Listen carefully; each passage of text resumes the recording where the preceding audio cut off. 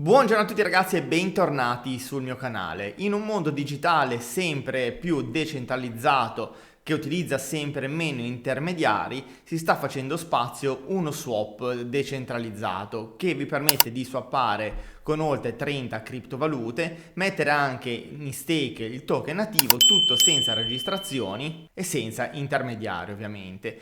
L'utilizzo della decentralizzazione ha i suoi vantaggi, magari si può rimanere anonimi, possiamo spendere token e criptovalute come meglio crediamo, swapparli tra di loro, assumendocene anche i rischi ovviamente, essendo decentralizzato, essendo non custodial e non essendoci un ente dietro a uno swap, se qualcosa va storto, se lo smart contract viene hackerato, qualsiasi cosa possa succedere, non è che possiamo andare a bussare al Mr. X della situazione e chiedere aiuto. Ovviamente sono tutti cavoli nostri. Quindi prima di utilizzare questi sistemi vi prego di ponderare sempre al meglio le vostre conoscenze, le vostre azioni, capire bene anche in questo caso è sempre una questione di rapporto rischio-rendimento e fare le vostre scelte se utilizzare o meno questi tipi di piattaforma.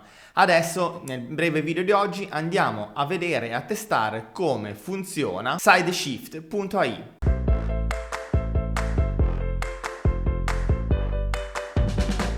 Siamo sulla pagina ufficiale di questo protocollo che si chiama Sideshift.ai e ci permette in pochi semplici clic di andare a swappare senza intermediari circa 30 token anche su diverse blockchain. Al suo interno è possibile anche mettere in stake il token XAI e il token del protocollo. Questo token non ha utilità al di fuori di questo protocollo, serve sostanzialmente per avere una rendita passiva sul deposito di XAI o come ricompensa se facciamo conoscere la piattaforma ad altri amici ci viene riconosciuto uno 0.5%, 0.05%, adesso non ricordo bene, in token XAI. Quindi per come la vedo io è inutile comprarlo ed è inutile anche metterlo a rendita perché il suo andamento è troppo legato all'utilizzo di questa piattaforma neonata, quindi se ascoltate il mio consiglio eviterei l'acquisto, ma ovviamente poi fate sempre tutte le vostre valutazioni. Prima di iniziare con uno scambio ovviamente bisogna connettere il nostro wallet, quindi clicchiamo su Connetti Wallet, andiamo a connettere il nostro classico MetaMask,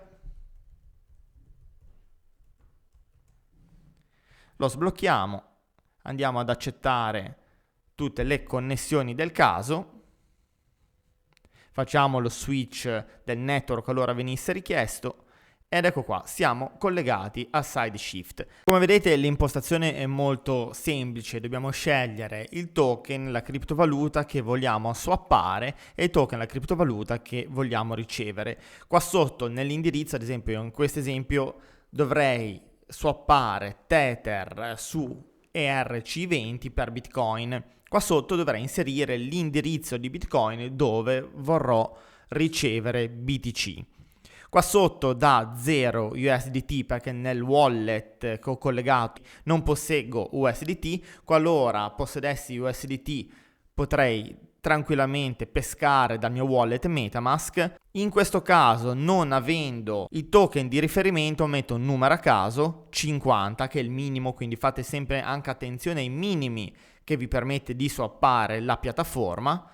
Clicco su Shift e nella pagina successiva mi viene indicato dove andare a inviare i 50 USDT per andare a ricevere i miei BTC. Quindi veramente semplice come impostazione, come avete visto. I token sono davvero tantissimi, sono oltre 30 token su diverse chain, quindi fate molta attenzione anche alle chain e al token che state swappando. Fate attenzione con i portafogli, se ad esempio su Solana, su Binance Smart Chain, su Polygon, su TRC20 e così via, mi raccomando. Scorrendo più sotto si va a vedere i recenti shift che sono stati eseguiti e più sotto ancora possiamo andare a vedere i volumi delle transazioni di questo protocollo nelle ultime 24 ore, nella settimana passata, il mese scorso o l'ultimo anno o addirittura da quando è stata avviata questa piattaforma di swap. Abbiamo anche le percentuali di interessi sul token XAI ne abbiamo parlato prima, lo trovate eventualmente al rank 5529 di CoinMarketCap con un valore di 0,12 mentre sto registrando attualmente il video. Il mercato di acquisto sono Bittrex, Coinex, SushiSwap, Balancer, oppure lo si può swappare all'interno di questo protocollo. Potete eventualmente seguire il loro profilo Twitter e il loro gruppo Telegram qualora abbiate bisogno di qualche consiglio, assistenza per quanto ne si possa ricevere. Il consiglio che vi posso dare nell'utilizzare questi sistemi di swap è di fare dei piccoli tentativi, magari con piccole cifre. Non lanciatevi a capofitto immediatamente con cifre importanti, perché come ho detto prima può essere uno smart contract che è stato hackerato, ci possono essere dei problemi all'interno del protocollo che non sappiamo e quindi c'è sempre il rischio eventualmente di andare a smarrire i nostri fondi. Qua siamo nella sezione del referral link, che lo potete trovare una volta che avete collegato il vostro portafoglio. Se volete far conoscere il protocollo ad amici o conoscenti, vi va a generare uno 0,5% in token XAI. Andare a leggere tutti i documenti, le domande comuni e soprattutto partecipare alla vita della community. Fortunatamente in questo caso gli sviluppatori del protocollo interagiscono con la community anche via email e abbastanza regolarmente, quando ci sono comunque delle novità, riescono a tenere degli AMA di aggiornamento sia per la community sia per rispondere le domande per l'appunto dei loro follower. In questa impostazione potete scegliere tasso variabile o tasso fisso. Tasso variabile andando a inserire ad esempio sempre l'indirizzo Bitcoin, clicco sulla pagina successiva, clicco su Swift, posso inviare da un minimo di 59,04 USDT e un massimo 4.000 USDT. In questo caso andremo a vedere il network fee stimato di 3,86. Nelle schermate anche precedenti non sono conteggiate, le fee le trovate in questa pagina. Qualora per errore inviaste meno della soglia minima disponibile per l'invio, i vostri fondi verranno restituiti al mittente, quindi vi verranno restituiti nel wallet dove l'avete inviati.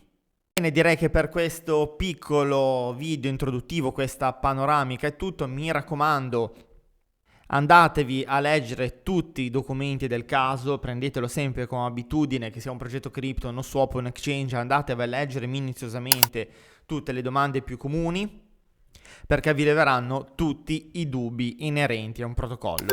Fate sempre le dovute ricerche, ovviamente. Come ho detto prima, fate sempre dei piccoli tentativi di test, prendetelo anche questo come abitudine su qualsiasi protocollo che andate ad imparare ad approcciarvi per la prima volta, anche solo per vedere se funziona realmente tutto come dovrebbe.